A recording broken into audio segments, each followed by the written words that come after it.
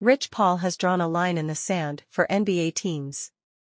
As Bronny James progresses through the NBA Draft Combine and Clutch Sports Pro Day at the Lakers practice facility, his agent, Rich Paul, is a key figure in the draft process.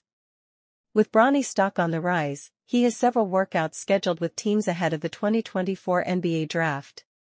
Paul, who also represents Lakers stars LeBron James and Anthony Davis, recently spoke with Chris Haynes of the Bleacher Report about one of the contracts Bronny will not be signing this summer. This insight into Paul's role and his stance on Bronny's contract adds a layer of understanding to the draft process.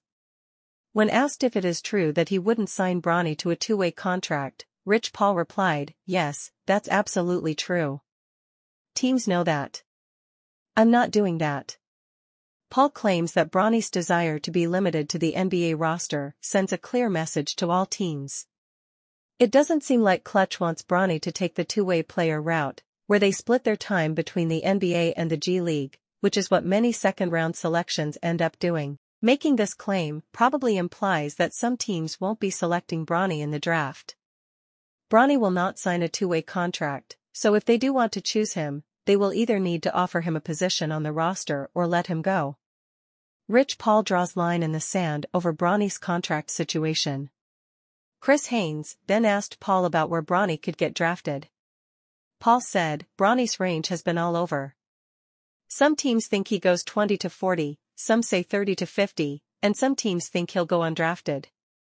It just takes one team." Paul continued, "This is something I do every year during the draft process. This is not Bronny-centric. He's a part of our draft class.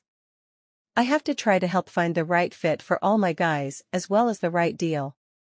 So that's how I'm looking at it." Bronny having the best agent in the game is probably going to end up working in his favor.